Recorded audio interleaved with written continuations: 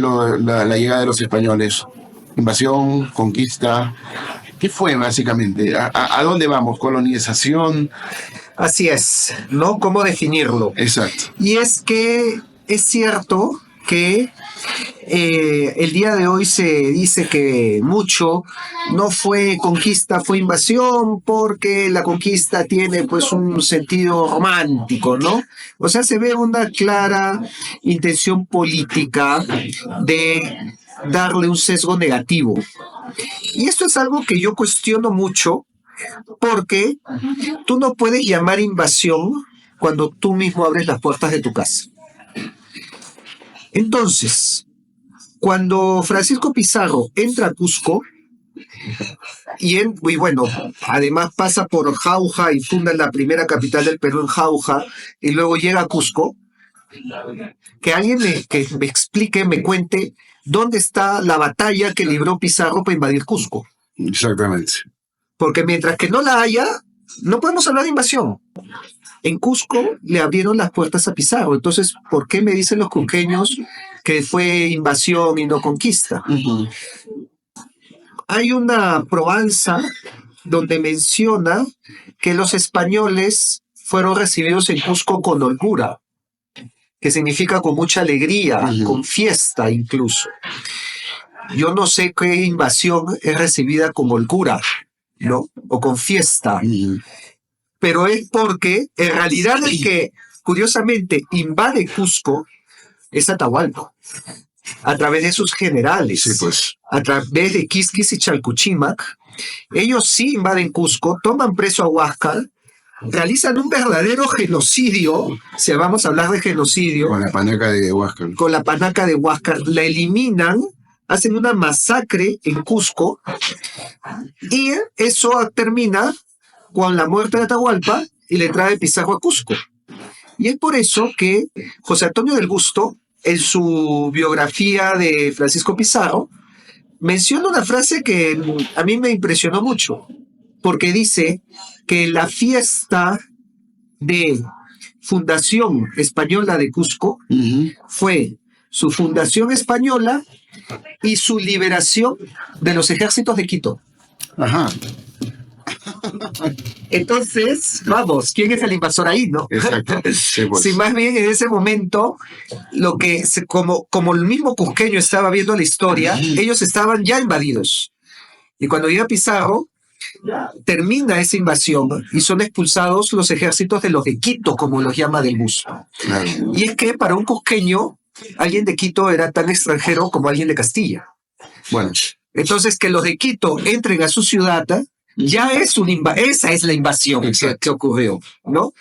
Y luego, ya a través de una larga historia de altibajos que incluyen tanto luchas y rebeliones como alianzas, se funda el Virreinato del Perú, según Ramón Mujica Pinilla, más a través de los pactos que de la fuerza. Uh-huh. Entonces, ¿cómo podemos hablar ahí, pues, y darle este tipo de categorías cuando lo que primaron fueron los pactos y las alianzas? Claro. Bueno, no por algo la suegra de Pizarro lo defendió tanto, ¿no? Con Tarhuacho, ¿no? Exacto. Se trajo acá toda la gente de Huaylas, uh-huh, y les sacó el pellejo. La mejor suegra de la historia de la humanidad. Yo hubiera querido tener una suegra así. Imagínate. Pero esa es también parte de la historia que no nos cuentan, ¿no? Sí, pues. ¿Quiénes fueron todos aquellos aliados, uh-huh, a los españoles que lucharon en contra de la rebelión de Manco Inca? Uh-huh. Que dicho sea de paso, Manco Inca, el día de hoy ha sido nombrado, bueno, no el día de hoy, o sea, el año pasado me parece que fue, uh-huh, fue nombrado por el Congreso como el héroe de la descolonización o el héroe anticolonial. Yo les diría a estas personas que revisen la ayuda que les da Manco Inca al Almagro el Mozo. Uh-huh. Porque en realidad los españoles estaban peleando más entre ellos que con los incas, ¿no? Entre los almagristas y pizarristas. Sí. Y Manco Inca le da armas y tropas a Almagro el Mozo para que venza a los Pizarro. ¿Esto es descolonización? ¿Apoyar al hijo de Diego de Almagro? Pues supuestamente un hijo de conquistador invasor. que es el hijo del colonizador, Sí, ¿no? pues. Entonces, ¿de qué descolonización hablamos? Absolutamente contradictorio y fuera de lugar. Totalmente. ¿Cuál sería el contexto entonces para inventar tantas cosas? Un contexto de la dialéctica materialista, ¿no? Entramos en filosofía. Entramos ya a filosofía. Acá hay que entrar a filosofía. ¿Sabes por qué? Porque la historia termina siendo filosofía.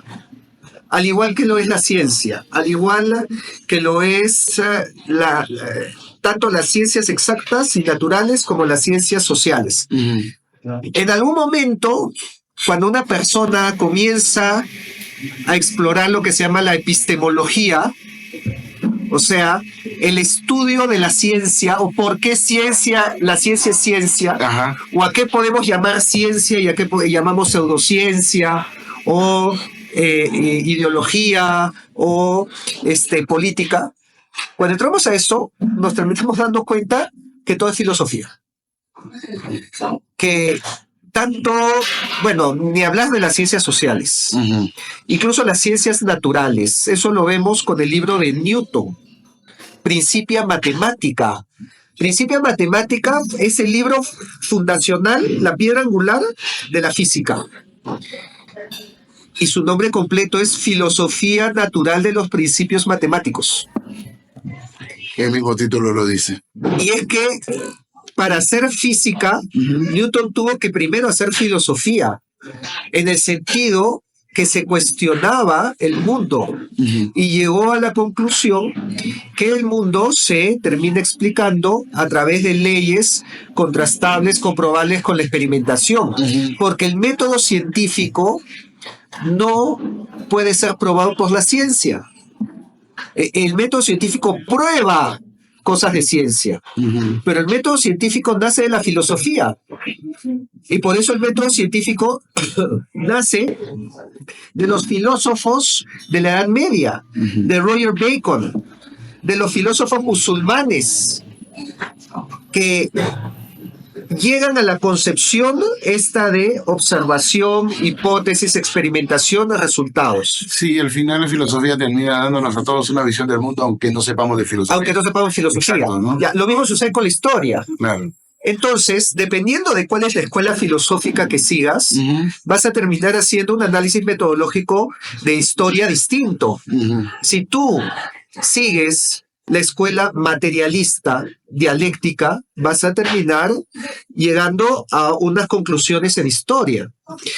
Mientras que si tú utilizas otras escuelas, otras filosofías, seguramente llegarás a otras. Pero entonces ya es un tema filosófico. Y el día de hoy, la historia, la enseñanza y el estudio de la historia en el Perú sigue la escuela materialista. ¿Cuál sería la mejor escuela en este caso? Wow, no sé si existe una mejor escuela. Salamanca. Dicen que con la escuela, lo que pasa es que la escuela de Salamanca se enfocó más en economía. Te da todos los principios económicos de precio, valor y demás. Dicen que si hubiéramos seguido la escuela de Salamanca, en vez de seguir a Adam Smith, nunca hubiera nacido el comunismo. ¿Por qué no pasó eso? ¿Por qué no pasó eso? Por Hegel. Bueno. Hegel dijo, Francisco Suárez es el hombre a vencer, porque Francisco Suárez era la segunda escolástica, escuela de Salamanca. Ahí está, pues. Y Hegel, inspiración también de Marx. A mí se me hace que los alemanes... Mala o buena, si lo aplicó bien o mal es otra cosa, pero se basó en Hegel. Alemanes rima con males, muchos males en realidad. Pero bueno, volvamos al tema. ¿Sí? ¿Lo crees? No, estoy en broma porque bueno, yo le achaco más males a los franceses. Ellos son los caviares. A ver, si hablamos de escuelas, el día de hoy, otra escuela que también, a ver, te cuento, en mi tesis de doctorado, cuando comienzo a estudiar la iconografía de Huiracocha, en algún momento me dicen, tienes que deconstruir a Huiracocha. Y ya te imaginas la cara que yo puse y espero que no se cuelgue ahorita. O sea que Huiracocha fue un constructo social de la época. Porque para el posmodernismo todo es un constructo social. Sí, todo es un constructo para él. Entonces, una obra de arte, tú la puedes construir. Cualquier pintura, ¿Por qué? Porque lo comienzo a separar esos elementos y comienzo a estudiar cada elemento como si fuera un Lego Ajá. que lo desensamblo. Claro. Entonces, me dije, ya, vas a estudiar la iconografía de Viracocha, haz lo mismo. Toma la imagen de Viracocha y como si fuera un Lego, quítale las partes, estudia parte por parte. Ahí tienes ya pues la escuela posmodernista, Derrida, Foucault, Levi-Strauss, Lacan, Saussure y todos los franceses Todo lo demás que nos han heredado nuestro mundo posmodernista, relativista y deconstruido. Y progresista, por ende, como es lo que tenemos, ¿no? Bueno, en fin. Mira, en realidad ya estamos muy cortos de tiempo. Quisiéramos seguir con más. No voy a terminar todavía la conversación. Pero terminaremos deconstruyéndonos. Terminaremos de construir a Tupac Amaru. Eso es lo que yo quería, porque ayer hablaste un poco de él. Y me gustaría, porque tú dices que ni fue tan malo ni fue tan bueno, que de repente lo de él, bueno, de hecho no fue por generar una corriente libertadora, pero tampoco tuvo una raíz tan negativa.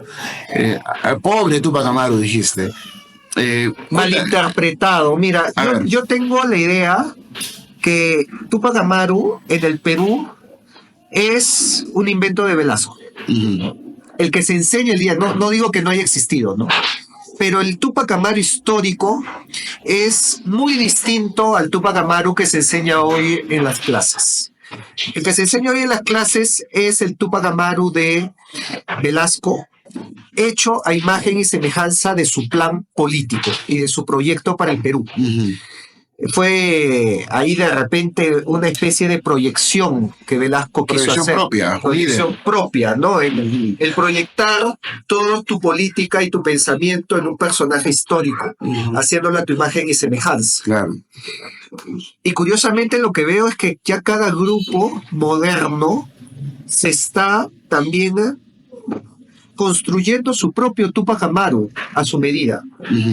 Y eso yo lo vi cuando un grupo de libertarios me mencionó que Tupac Amaru era un proto-libertario, porque luchó contra el Estado y luchó por la reducción de impuestos. Qué tirada de los cabellos tan grande. Y era empresario Tupac Amaru. Tupac Amaru era un empresario cuasi capitalista, predecesor de, bueno, no conocía, pero se adhirió a Adam Smith, ¿no? Un oráculo de Adam Smith, llamémoslo, el cual, cuando le subieron los impuestos, se rebeló en contra del Estado. Y es por eso que, y además, es el Amaru, que es la serpiente de Gazdet. Entonces ponían a Tupac Amaru con la serpiente, esta bandera amarilla de los libertarios, y que la serpiente era como el Amaru de Tupac Amaru. Bueno, empecemos con que no consiguió su título nobiliario tampoco, no pudo llegar a ninguna parte. Digo, olvidemos a los libertarios de esto, porque vamos a terminar riéndonos y no hablando de la historia. Sí. Bueno, es que eso ya está más tirado de los cabellos que cualquier otro invento que pueda. Sí, pero yo lo vería igual que los que quieren poner a Tupac Amaru como un Che Guevara, ¿no? Sí, pues. O sea, colocarlo también como un marxista, revolucionario, cheguevarista, castrista, que anticolonial, cuando no, para nada, él era un católico, como él mismo se menciona en sus cartas, que no busca contradecir la santa ley de la iglesia. Él firma su última carta como José I, rey del Perú por la gracia de Dios, ¿no? Entonces, él era un personaje de su época, educado por jesuitas. Sí. Y que, curiosamente, mucho de su pensamiento yo lo he encontrado en una doctrina jesuita, que fue precisamente la doctrina de Francisco Suárez, el filósofo que acabo de mencionar, que escribió un tratado sobre el tiranicidio, porque Francisco Suárez comienza a cuestionarse hasta qué momento uno tiene que aguantar las inequidades e injusticias de un gobernante, sobre todo ante el auge del absolutismo en Europa, ¿no? Que ya vamos viendo que la corriente absolutista de Luis XIV y de los reyes en Inglaterra también, ¿no? Comienza a crecer. Entonces, Juan de Mariana, tenía en mente, Juan de Mariana, Francisco Suárez, comienzan a cuestionarse hasta cuándo hay que aguantar un rey. Y Francisco Suárez pone todos los puntos en que ya podemos determinar cuándo un rey se vuelve un tirano. Claro. Y cuando el rey se vuelve tirano, ya es ética y moralmente aceptable el derrocarlo. Curiosamente, las cartas de Túpac Amaru mencionan que su lucha es para quitar las tiranías de este reino. ¿No? Entonces, y lo que él describe como tiranía es lo que Francisco Suárez describía como tiranía. Estaba copiando. Estaba repitiendo una doctrina. No sé si lo estaba copiando, le estaba aprendiendo, porque Suárez era enseñado entre los jesuitas. Sí, claro. Pues. Entonces, eso sí no tengo la prueba, pero es más que probable que a Túpac Amaru le hayan enseñado la doctrina de Suárez. Y hubiera llevado a la práctica esa doctrina a través de su rebelión, lo cual coincide más todavía con la expulsión de los jesuitas por Carlos III, porque Carlos III expulsó a los jesuitas de todos sus reinos. Y fíjate que esto fue justo antes de la rebelión de Túpac Amaru, que ya pues comenzaba a ver que se estaban aplicando injusticias contra los que lo habían formado. Ahora, hay una charla de precisamente una asociación cultural que se llama Héroes de Cavite, que también la recomiendo mucho, en donde mencionan que la caída del imperio hispano comienza con la expulsión de los jesuitas. Claro, es una teoría bastante... Y es que los jesuitas eran la amalgama con el pueblo. Y no solamente con el pueblo, con las élites, con los curacas, con las panacas. O sea, fíjate, tú te das cuenta cuando vas a Cusco y ves que los jesuitas construyeron su iglesia tan grande como la catedral. Sí, pues, algunos dicen que más. Que el campanario se lo elevaron un poquito. Está más alto. ¿No? Para ganarle. Ya, ¿qué te está diciendo eso? Oye. Nosotros somos. Exacto. Cuando tú ves este famoso cuadro de el matrimonio de la Coya, ¿no? De Beatriz Clara Coya, y en el centro del cuadro aparecen San Ignacio de Loyola y San Francisco de Borja, los santos jesuitas. Está la familia Inca, está el Papa, está la princesa Beatriz Clara Coya, Martín García Loyola, Juan de Enríquez de Borja, Ana Lorenza, y todos ellos custodiados por el sol jesuita. Arriba de ellos, ¿no? O sea, ellos, y si vemos la ruta del barroco, en Cusco, y lo que los jesuitas hicieron en las iglesias, ahí te das cuenta pues que el poder que tenían y expulsarlos del Perú era declararle la guerra a las panacas y a los curacas. Bueno, socavaron todo. Solo antes de que terminemos ya y empecemos con la despedida, lo que detonó la rebelión de Túpac Amaru, ¿fue el problema que tuvo con el título nobiliario o fue porque se acabó la ruta por donde pasaban de Potosí, ¿no? Y él cobraba un tributo, etcétera? Tal vez vayan de la mano, en el sentido que tú con un título nobiliario no pagas impuestos. Y sí sabemos que el corte de esta ruta en 1776, cuando en la audiencia de Charcas, incluyendo Potosí, pasa a el Río de la Plata y se crean impuestos para hacer comercio con Potosí, impuestos que afectaban a los curacas y a las panacas y a todos los que tenían ese comercio. Es cierto que les afectó el bolsillo, pero recordemos que no fue inmediatamente ahí la rebelión, ¿no? O sea, yo no le achacaría a una sola razón, un solo motivo. No puede, una alianza que ya tenía 200 años, no se iba a romper por un solo motivo. Claro. Fue una suma, ¿no? Una suma que incluía esta creación de impuestos, que incluía pues el perder el Alto Perú, que para nosotros sí fue como nos sentimos despojados, fue la pérdida de poder de los curacas, porque las reformas borbónicas les quitó poder para concentrarlo en Lima, fue lo que ya había mencionado, la expulsión de los jesuitas, y fue toda una serie de medidas que terminaron hartando a los curacas, especialmente a Túpac Amaru, ¿no? O sea, ya en un momento dijo, ya basta, hasta aquí nomás. Se dice que Túpac Amaru iba a comenzar la rebelión en 1777. O sea, encima, él fue reacio. Él primero quiso ir a Lima. Se retrasa, si es cierto este inicio, ¿en qué me baso? A ver, ya, para ordenar mis ideas. Se atribuye a Santa Rosa de Lima, parece que falsamente, se le atribuye una profecía del año de los 3 sietes. Y en Cusco y en el sur del Perú se comienza a decir que Santa Rosa de Lima había profetizado que en el año de los 3 sietes el Inca volvería. El Inca. Esto era pensando de que en este año comienza la revolución de Túpac Amaru. Porque si ya justo la profecía y entra Túpac Amaru en un proyecto mesianista de retorno del retorno del Inca, entonces ya tenía una profecía que lo avalaba. Claro. Esto significa que el plan se demoró, se dilató.